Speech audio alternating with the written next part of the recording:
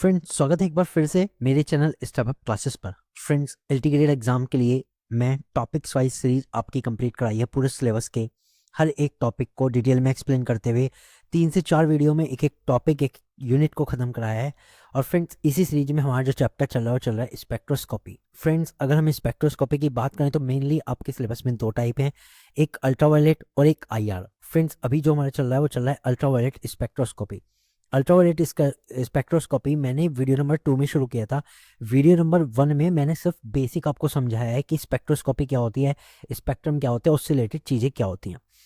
Video number 2 में मैंने UV spectrum से रिलेटेड चीज़ें कराई, और आज यूवी स्पेक्ट्रम में ये वीडियो नंबर 2 है, यानी यूवी स्पेक्ट्रम का पार्ट 2 है। टोटल स्पेक्ट्रोस्कोपी की वीडियो नंबर 3 है। फ्रेंड्स, इस पार्ट में आज हम एक बहुत अच्छा रूल पढ़ेंगे, दैट इज कॉल्ड द वुडवर्ड-फिजर नियम।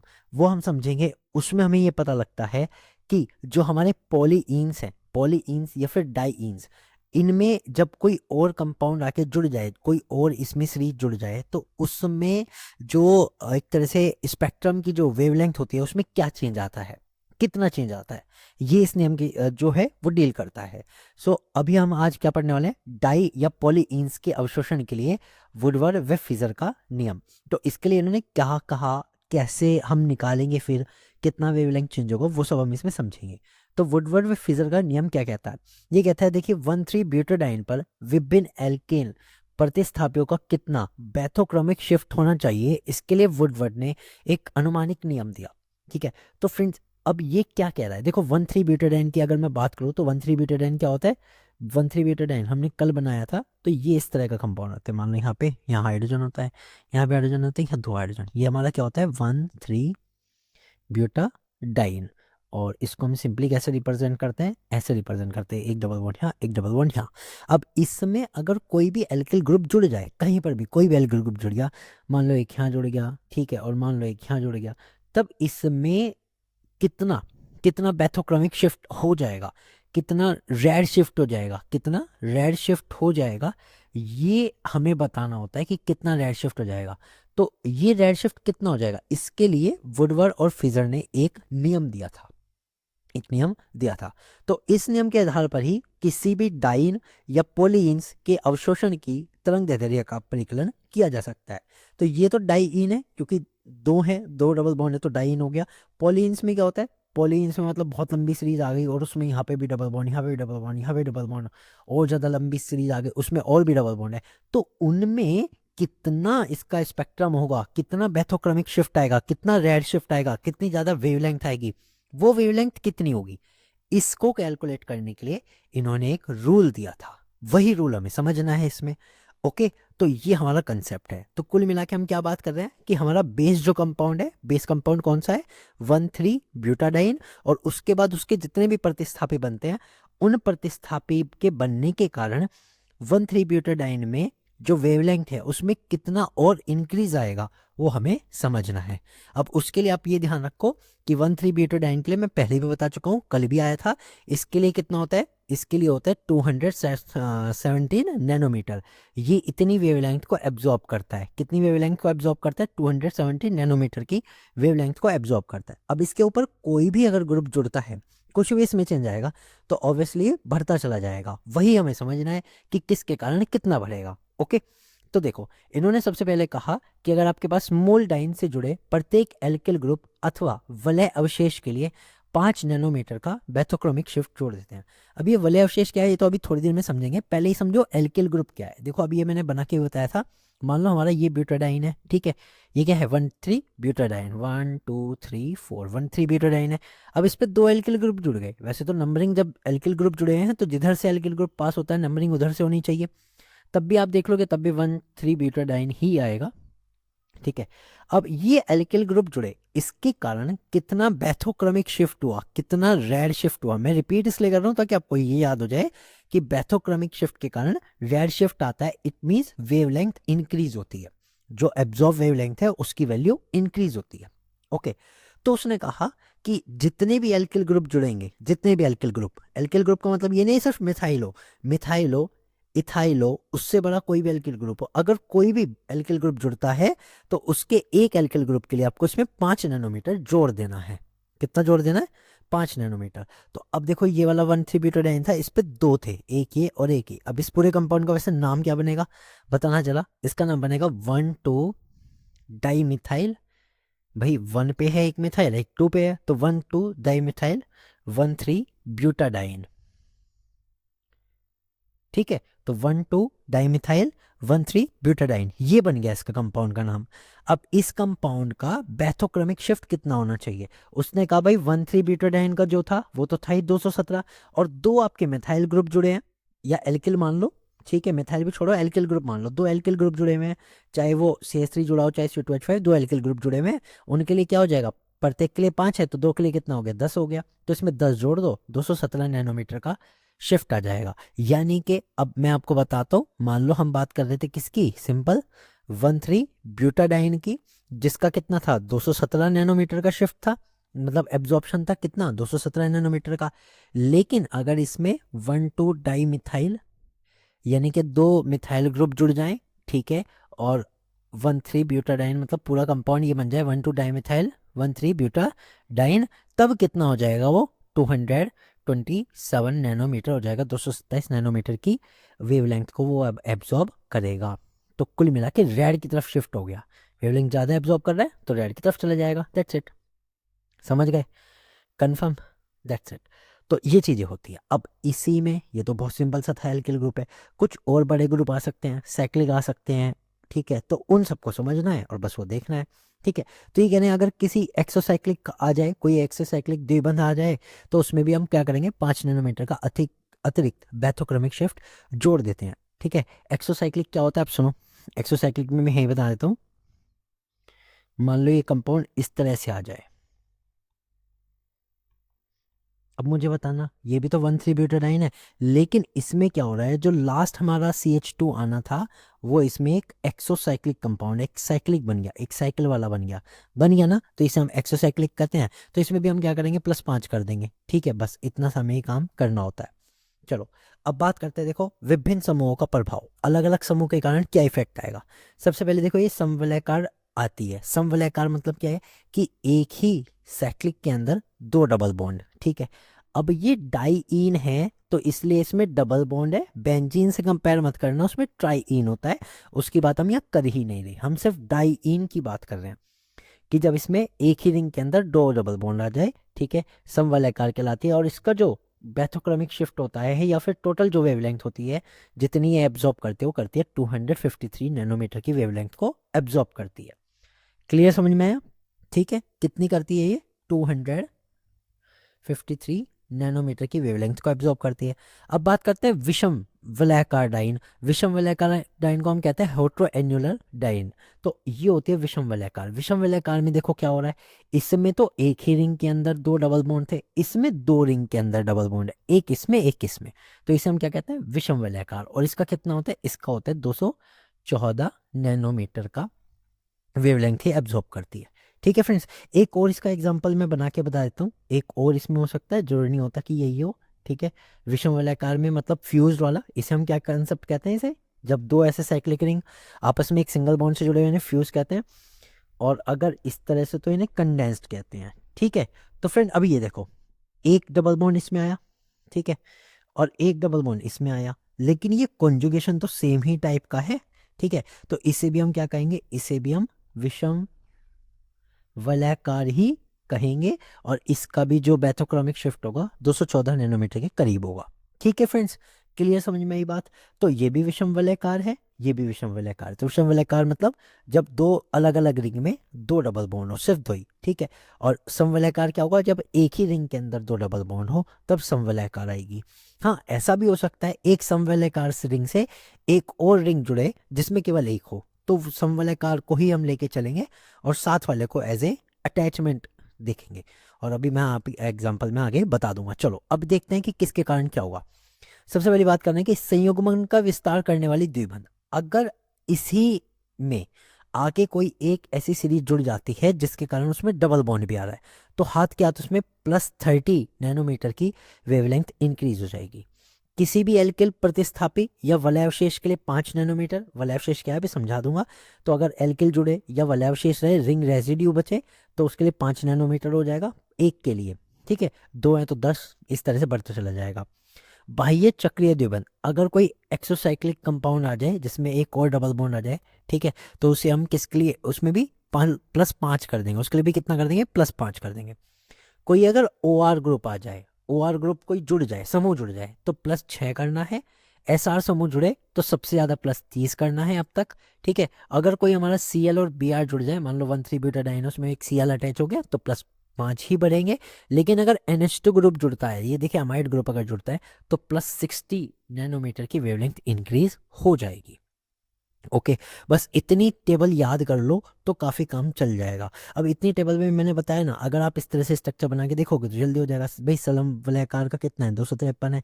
विषम वलयाकार का 214 है, ये भी विषम वलयाकार है, ठीक है। हेट्रोएनुलर है तो इसका भी क्या हो जाएगा, इसका भी 214 हो जाएगा, ठीक। अब बाकी के एग्जाम्पल से मैं आपको थोड़ा सा क्लियर करता हूँ। तो हमारा सबसे पहला एग्जाम्पल आ रहा है ये, ठीक। अब इसमें कितना बैथोक्रोमिक शिफ्ट होगा वो निकालना है, ठीक।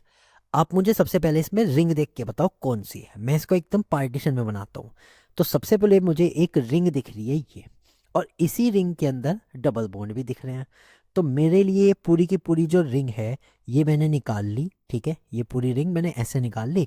और ये रिंग कौन सी है, समवलयाकार रिंग है कि नहीं, समवलयाकार, ठीक है। डाइन, समवलयाकार में से डाइन बोलूंगा, समवलयाकार diene, that is homo annular diene है। अब जैसे ही समवलयाकार डाइन है तो मुझे पता लग गया जो मुझे बेस वैल्यू लेनी है, इसके लिए कितनी लेनी है, 253 नैनोमीटर की बेस वैल्यू लेके चलूंगा। इतनी बात क्लियर। अब आते हैं दूसरी बात पे। दूसरी बात ये कह रहा है कि भाई तुमने रिंग तो देख ली, ठीक है। अब इसके ऊपर एक एल्किल प्रतिस्थापी जुड़ा हुआ ये है, क्योंकि अगर ये खाली भी है तो खाली का मतलब क्या है, यहाँ पे कुछ ना कुछ जुड़ा होगा। तो ये एक एल्किल प्रतिस्थापी हो गया। क्या हो गया, एक एल्किल प्रतिस्थापी, यानी कि एल्किल समूह इस पे जुड़ा हुआ है। एक एल्किल समूह जुड़ गया, ठीक है। अब ये देखो, ये भी तो एल्किल समूह है, ये भी तो मेरा एल्किल समूह है, ठीक है। तो एक एल्किल समूह नीचे जुड़ा हुआ है। तो एल्किल कितने हो गए इसमें, एल्किल कितने हो गए बताओ, 2 हो गए। और 2 के लिए वैल्यू कितनी हो जाएगी, 2 × 5 दैट इज 10 नैनोमीटर। ये और इसमें ऐड होती चली जा रही है। इतनी बात समझ में आई कि नहीं, सबको बताओ, बताओ मुझे। तो मैंने क्या करा, जो रिंग था जितने भी उस पर इस तरह से बॉन्ड जुड़ेंगे मैंने उनको एल्किल माना और उसमें जोड़ दिया। लेकिन लेकिन यहाँ एक चीज़ ध्यान देने वाली बात यह है कि जो मैं ये ग्रुप जोड़ भी रहा हूँ, मैं ये जो ग्रुप जोड़ रहा हूँ, जो मैं एल्किल सीरीज देख रहा हूँ, मैं ये देख रहा हूँ कि ये डबल बॉन्ड से अटैच होनी चाहिए। अगर ये डबल बॉन्ड से अटैच नहीं है आप उसको एल्किल सीरीज में काउंट नहीं करेंगे। I am repeating my self कि अगर वो डबल बॉन्ड से जुड़ी हुई एल्किल ग्रुप नहीं है तो आप उसे डबल बॉन्ड में काउंट नहीं करेंगे, ठीक है। ये अब याद रख लो, आगे जब एग्जाम्पल आएगा तो दिखा दूंगा। इतनी बात क्लियर है, हाँ या ना, ओके। अब इसमें एक खास बात भी हो रही है। हाँ, खास बात बताने से पहले एक काम करता हूँ, रिंग रेसिड्यू बताता हूँ। अगली टॉपिक में लिख रहा हूँ रिंग रेसिड्यू, जिसे हम बोलते हैं वलय अवशेष, वलय अवशेष, रिंग रेसिड्यू। अब रिंग रेसिड्यू के लिए भी एक के लिए +5 है, तो हमें देखना है कितने रिंग रेसिड्यू हैं। बहुत इजी तरीका बता रहा हूँ फ्रेंड, जहाँ भी डबल बॉन्ड खत्म होगा, जहाँ भी डबल बॉन्ड खत्म होगा, ठीक है, ये तो हमारा डाइन कंसेप्ट है पूरा का पूरा, ठीक है। ये मैं बना के बताता हूँ आपको, डाइन कंसेप्ट में किसको कह रहा हूँ, हाईलाइट कर देते हैं इस वाले कलर से। ये मेरा पूरा डाइन कंसेप्ट है, ठीक है। अब इस डाइन कंसेप्ट से अलग, इस डाइन कंसेप्ट से अलग एक ये और एक ये जो है दोनों, एक ये और एक ये, इन्हें मैं कहूँगा वलय अवशेष। क्या कहूँगा इन्हें मैं, वलय अवशेष। यानी कि अगर जो हमारा डाई इन है और उससे सीरीज आगे जा रही है, कहीं भी एक रिंग में घूम रही है, तो उसे हम क्या मानेंगे, उसे हम मानेंगे वलय अवशेष। क्या मानेंगे, वलय अवशेष। तो इधर भी डबल बॉन्ड से आगे सीरीज चली है, इधर ऊपर वाली साइड भी डबल बॉन्ड से आगे सीरीज जा रही है, तो मेरे वलय अवशेष कितने हो जाएंगे, 2। और एक वलय अवशेष के लिए कितना होता है, 5, तो 2 के लिए 10 नैनोमीटर का और मुझे इसमें ऐड करना पड़ेगा, ठीक है। इतनी बात क्लियर, तो 2 वलय अवशेष हो गए, ठीक है। अब मुझे पता लग गया था एल्किल प्रतिस्थापी एक ये था, एक ये था, 2 रिंग निकल रही थी ना, एक ऊपर एक नीचे डबल बॉन्ड से जुड़ी हुई, तो 2 तो एल्किल प्रतिस्थापी थे, 2 ही वलय अवशेष हो गए थे, ठीक है। ये सब हो गए। अब मैं मानता हूं एक ये देखो, ये CH डबल बॉन्ड CH2, ये अपने आप में क्या कर रहा है, मुझे बताओ क्या कर रहा है। मैं अगर इसको देखूं तो रिंग को मैं एक पार्ट उठा लेता हूँ यहाँ से, ये वाला पार्ट मेरा ऐसे है, फिर ऐसे है, फिर ऐसे है, फिर ये नीचे जा रहा है, और नीचे जाने के बाद भी मैं इस तरह बना सकता हूँ। तो एक डबल बॉन्ड तो यहाँ था, एक डबल बॉन्ड यहाँ था, ये तो मेरा रिंग वाला पार्ट था जिसे मैंने हाईलाइट किया था, समझ गए, ये तो मेरा रिंग वाला पार्ट था। अब ये जो नीचे वाले कार्बन थे जिनमें CH और डबल बॉन्ड CH2 था, मैं इसको अगर आपको दिखाऊं तो क्या मैं यहाँ डबल बॉन्ड लगा सकता हूँ, बिल्कुल लगा सकता हूँ। ये वाला कार्बन ये रहा, ठीक है, ये वाला कार्बन हो गया, ठीक, ये वाला कार्बन ये रहा, और ये वाला जो कार्बन है ये रहा। तो मुझे बताओ क्या मैं इसे ये कह सकता हूँ कि ये जो सीरीज है वो संयुग्मन का विस्तार कर रही है, संयुग्मन विस्तार करने वाली द्विबंध श्रृंखला, डबल बॉन्ड वाली श्रृंखला है, हाँ या ना, बताओ। सही है, बिल्कुल सही बात है भाई, यहाँ डबल बॉन्ड था, यहाँ था, इसने आगे भी बढ़ा दिया, इसी तरह से आगे बढ़ा दिया। तो जब इसने ऐसे ही आगे बढ़ाया तो इसने द्विबंध का विस्तार किया, संयुग्मन का विस्तार किया, और संयुग्मन विस्तार के लिए मैं रिपीट कर देता हूँ, संयुग्मन विस्तार के लिए जो हमें वैल्यू जोड़नी होती है वो जोड़नी होती है +30। आप चाहे इस टेबल में देख लो, संयुग्मन विस्तार के लिए हम क्या जोड़ेंगे, +30 जोड़ेंगे, तो +30 जुड़ गई। अब पूरी की पूरी वैल्यू आपकी अब आएगी, अब पूरी वैल्यू आएगी। तो 253 बेस, ठीक है, जो समवलयकार रिंग डाइन के कारण आया, फिर 2 एल्किल थे 10 जुड़ गया, फिर 2 वलय शेष थे 10 और जुड़ गया, संयुग्मन विस्तार के लिए 30 जुड़ गया। टोटल मिला के अगर मैं बात करूं तो 253 बेस वैल्यू थी, 50 नैनोमीटर की और उसमें वेवलेंथ जुड़ गई, ये रहेगी 303 नैनोमीटर, यानी जो बैथोक्रोमिक शिफ्ट था वो 303 नैनोमीटर तक चला गया। ओके, समझ में आया। चलो अब सेकेंड एग्जाम्पल से और ज़्यादा चीज़ें क्लियर हो जाएंगी। मुझे पहले तो ये बताओ, सेकेंड एग्जाम्पल में जो आपको रिंग दिखाई दे रही है वो कैसी है, क्या वो समवलयाकार है विषमवलयाकार, बिल्कुल समवलयाकार है, क्योंकि दोनों के जो दोनों डबल बॉन्ड हैं वो एक ही रिंग में है। तो ये कैसी है, समवलयाकार, that is homo annular diene. अब होमो एन्युलर है तो बेस वैल्यू आप क्या निकालने वाले हैं, जरा बता देना एक बार, बेस वैल्यू कितनी निकालने वाले हैं, 253 नैनोमीटर। ओके, अब मुझे बताओ इसके एल्किल प्रतिस्थापी कितने हैं, बताओ जरा, इसमें एल्किल प्रतिस्थापी कितने हैं, डबल बॉन्ड से जुड़े हुए एल्किल प्रतिस्थापी ढूंढने हैं। अगर मैं देखूं तो सिर्फ एक है, सिर्फ एक एल्किल प्रतिस्थापी है, एल्किल प्रतिस्थापी। आप कहोगे सर नीचे वाला भी तो है, ये वाला भी तो है, भैया ये नहीं है, ये नहीं है, ये एल्किल प्रतिस्थापी इसलिए नहीं है क्योंकि ये डबल बॉन्ड से नहीं जुड़ रहा। मैं एल्किल प्रतिस्थापी सिर्फ उन्हीं को लेने वाला हूं जो डायरेक्ट डबल बॉन्ड वाले कार्बन से अटैच हो रहे हैं। ओके, इतनी बात क्लियर हुई कि नहीं हुई, इतनी बात क्लियर हुई कि नहीं हुई, ठीक है। अब ये कहाँ काउंट होंगे, देखो इतनी बात क्लियर, अब वाले अवशेष की बात करता है। तो जैसे ये डबल बॉन्ड थे, डबल बॉन्ड के साइड में अगर कोई सीरीज चली तो एक वलय अवशेष, और इधर भी एक चली तो 2 वलय अवशेष। तो वलय अवशेष कितने हो गए, वलय अवशेष कितने हो गए, वलय अवशेष हो गए 2, ठीक।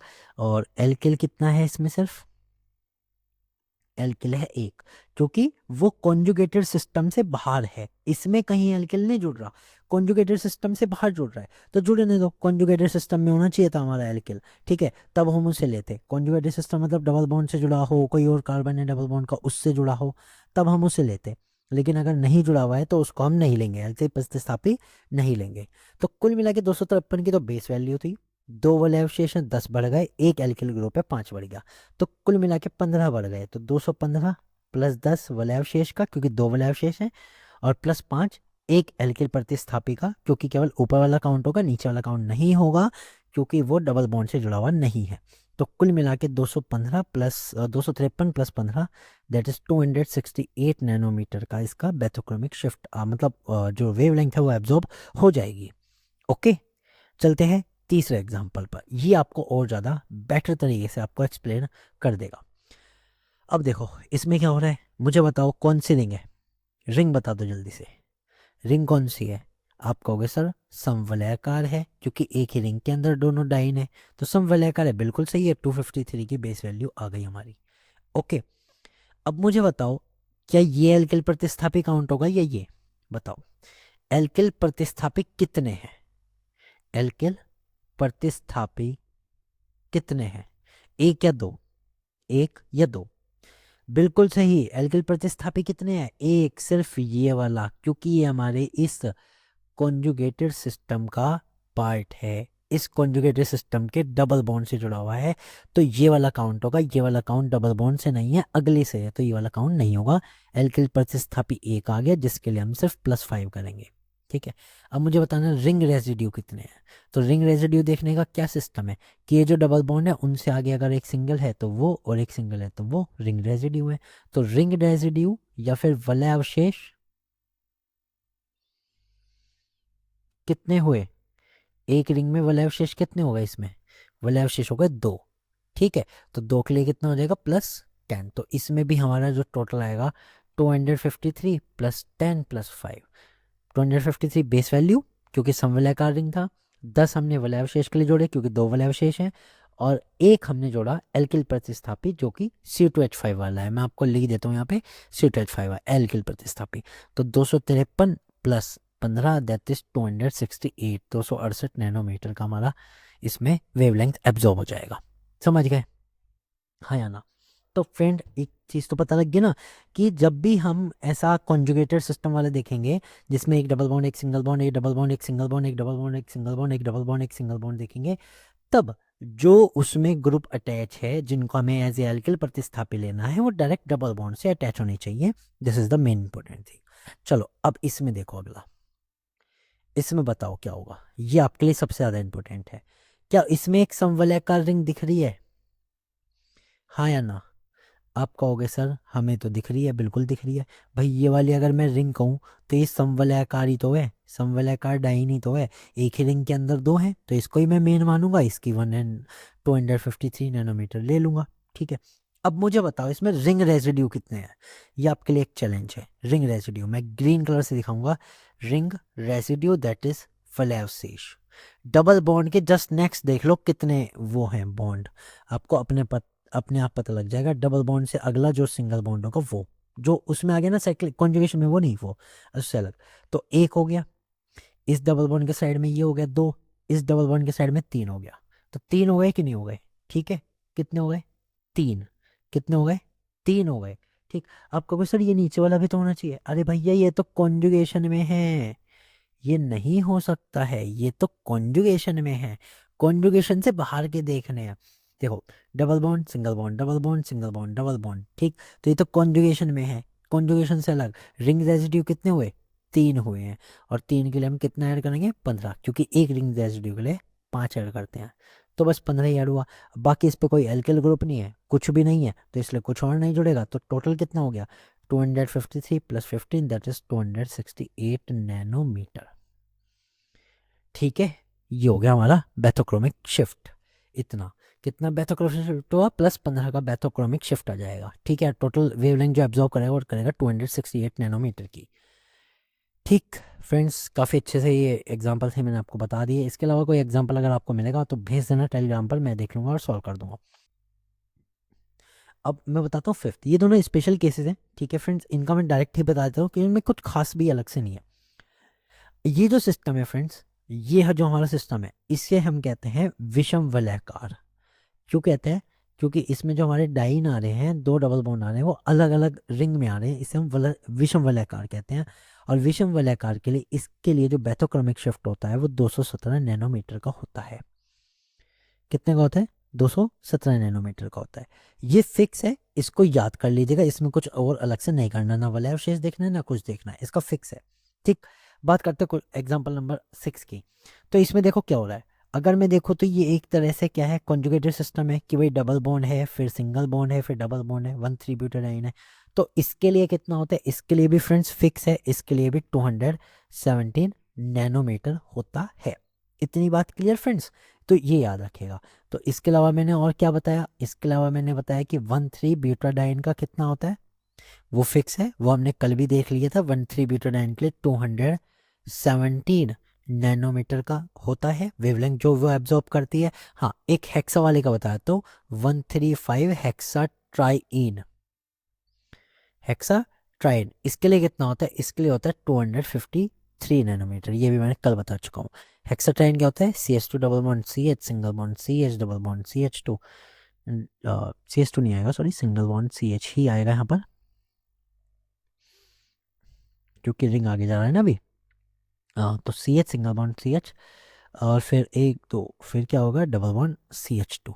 तो 1 2 3 4 5 6, तो एक 5 नंबर पे डबल बॉन्ड, एक 3 पे और एक 1 पे, तो ये बन जाता है हमारा 135 हेक्साट्राइन। और इसके लिए कितना होता है? Total wavelength absorb 253 nanometre. और फ्रेंड्स, इसी के साथ जो वुडवर्ड फिजर नियम था वो होता है ख़त्म। मैंने एग्जांपल बता दी, मैंने बता दिया किस किस तरह से करना है। तो आपको ध्यान क्या देना है? आपको ध्यान देना है कि जो भी हमारा एल्किल हो और रेजिड्यू हो, जो भी रिंग रेजिड्यू हो, वो डायरेक्ट डबल बॉन्ड पे होना चाहिए, वो डायरेक्ट डबल बॉन्ड पर होना चाहिए। ठीक है फ्रेंड, अगर डायरेक्ट डबल बॉन्ड में नहीं है तो उसे काउंट नहीं करना है। ये आपका इंपॉर्टेंट रूल है, आपको याद रखना है। ओके फ्रेंड्स, इसके साथ ये वीडियो खत्म होती है। वुडवर्ड फिजर नियम मैं समझा चुका हूँ, चीज़ें याद कर लेना, थोड़ी सी याद करने वाली है, थोड़ी सी समझने वाली है। और जनरली ये जो टेबल आती है वो CH2 वगैरह, एल्किल और जो हमारे एक तरह से वलय अवशेष है, इन्हीं को याद रखना पड़ता है, ज़्यादा कुछ टिपिकल याद नहीं रखना पड़ता। ठीक है फ्रेंड्स, और समवलय आकार का जो है 1253, जब आप एक दो बार इस वीडियो को देखेंगे या लिखेंगे अपने पास तो याद हो जाता है, तो आप ये याद रखना। चलिए मिलते हैं नेक्स्ट वीडियो में जो आएगी IR स्पेक्ट्रम की।